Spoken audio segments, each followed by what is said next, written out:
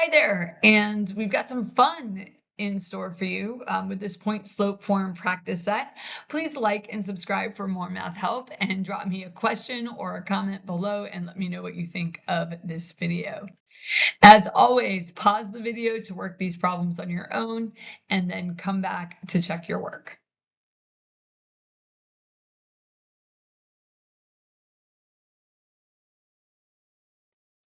All right, so what our directions are here is to write the equation of the line that meets the given qualifications for the line using point slope form. So the point of this exercise is to practice with a new form of an equation of a line. Could you write the equation of the line without doing this? Yes, you could, but we want to practice the new skills so that if we are called upon to use it in the future, that we are able to do so.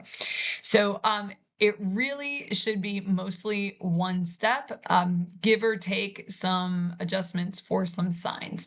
So there's our point slope form. Write it down every single time that you need to use it. That will help it stick in your head. And we've got y minus y1. Our y1 value is 4. Our slope is -1/3 times x minus -3. And you might just want to skip to this at the outset and change that to x plus 3, and you are done. Or there. Okay, and you could take that a little bit further and change it over into slope intercept form, but if you are not asked to do so, then we don't want to volunteer extra work. All right. Now this one is interesting because this one really using point slope form is not what you should do. Because if you look closely at this, that number is your y-intercept. So if you picture where is the point 0, 6, okay, it's going to be on the y-axis. And so I know at the outset, if the slope is 4 and the y-intercept is 6, that is my equation. So really, if you are totally left to your own devices and you don't have any guidance with the directions at all, that is what you should do. You want to recognize, oh, that is the y-intercept. Now, let's just see how that works out with point slope form, though. So we have our formula there. So we have y minus y1, that is going to be y minus 6, equals 4 times x minus 0. But what is x minus 0? Well, x minus 0 is just x. So if you're asked to leave it in point slope form, I think either of those would be fine. I might want my students to write the x minus 0 just so I can see that they knew what to do with it. But x minus 0 is indeed just x. So you might do that. And then from here, if you wanted to, you can see that you would add the 6 to both sides, and that would land you at the slope intercept form. So there you go. But like if you're left to your own devices, you want to be alert enough to realize, oh, like that point is the y-intercept. But it's nice to know this is how it would work out using the other form. So ultimately, it doesn't really matter. Right. Next one, containing the point 2, -1, and the slope is 2/3. And remember, I'm trying to model this for you, this writing out of the formula every single time. You want to get that stuck in your head really good. All right, so y minus y1, that's y minus a -1.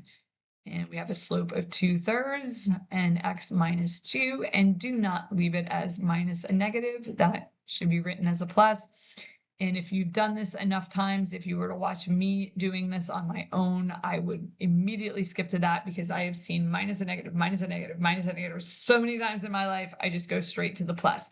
If you are comfortable doing that and you understand what's happening in that transition, like absolutely skip that.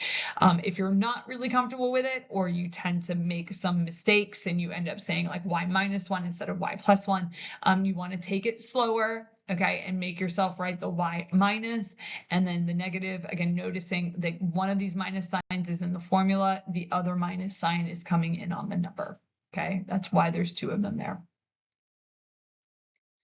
All right, now this one is intended to not have a nice y-intercept. I don't think this one has a nice y-intercept, but this one does not. We don't know the slope. Okay, so we do have to do that front-loading step of finding the slope. So y2 minus y1 over x2 minus x1. Again, write down the formula. Write it down. Write it down. Write it down. Y2. How do we want to do this? I'm going to do it this way. So we are going to have y2, which is negative 3 minus 7 over negative 1 minus 3. So this is negative 10 over negative 4. A negative divided by a negative is positive, and that does simplify to 5 halves. So, and you might have a decimal, you might have 2.5, unless you've been told not to do that, that's not wrong either. Okay, now to do the equation, then I just need to pick one of these points. It does not actually matter which one I pick. And so given the choice, I am picking the one with the positive numbers, because why would I tangle with the negatives if I don't have to? Now you could do that, but you could pick the other one. This would be minus the negative 3.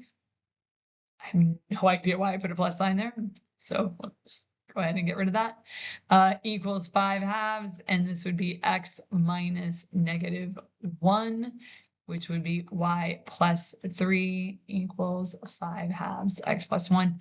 And what you could do for absolute funsies, if you wanted to, is take both of those and distribute the 5 halves, and then either add 7 or subtract 3, and you would actually end up at the same slope intercept form for that. This one is not a great example for that. This is actually more illustrating why I don't want to use slope intercept form if I can leave it like this.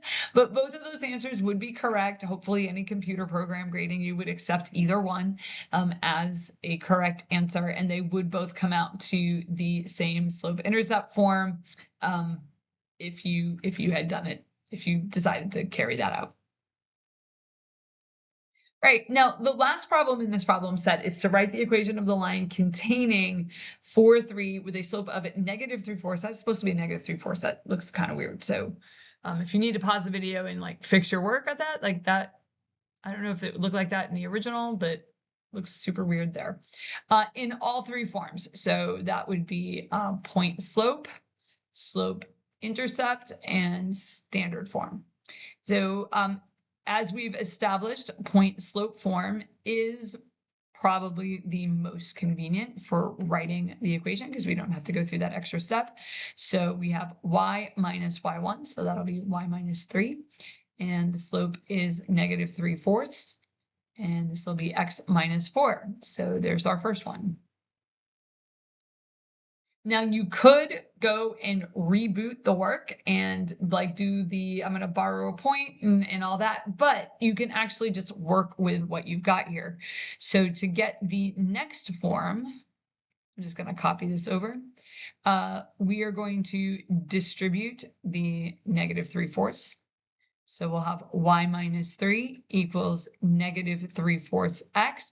And then over here, I'm going to go over to the right side. We need to do negative 3/4 times negative 4. Negative 3, remember that's negative 4 over 1. So that'll be positive 12 over 4, which is 3. And so we will end up with a plus 3. And then to get this into slope intercept form, we need to get the y by itself. So we're going to add 3 to both sides. Negative 3 plus 3 is 0, leaving me with just the y. And negative 3/4 x, 3 plus 3 is 6. And there is my second form. And then for the last one, we're going to go ahead and put this into standard form.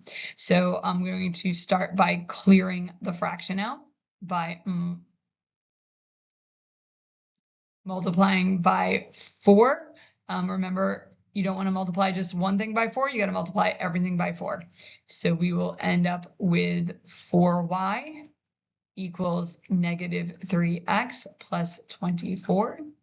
And then we'll add the 3x to both sides to get 3x plus 4y equals 24. And there is the last one. If I lost you with some of that at some point, please go and check out some of the other videos that are in the Algebra 1 playlist. I believe they're all uploading in order. So you might want to scroll back just a couple videos where we go through like how to move from like standard form into slope intercept and vice versa, so that you're clear on what we did in all of those steps. But there you go. And if you were to graph each of these, hop into a graphing utility and graph all of them, they would all graph to the exact same line. Or if you were to build your table, your XY table, and you're like, I'm going to plug in some values for X, and you could plug them into any of these 3 forms, and you would always get the same value for Y, because those are just 3 ways of writing the equation for the same line. Which one you want depends on the directions and what you're trying to do with it. Okay. So don't forget, like this video if you found it helpful, subscribe for some more math help, and drop a comment or question below. Be sure to check out some of the other videos on the channel as well. There's some multiple choice videos and some graphing calculator videos that you might find helpful depending on what class you're in. All right, I will see you in the next one.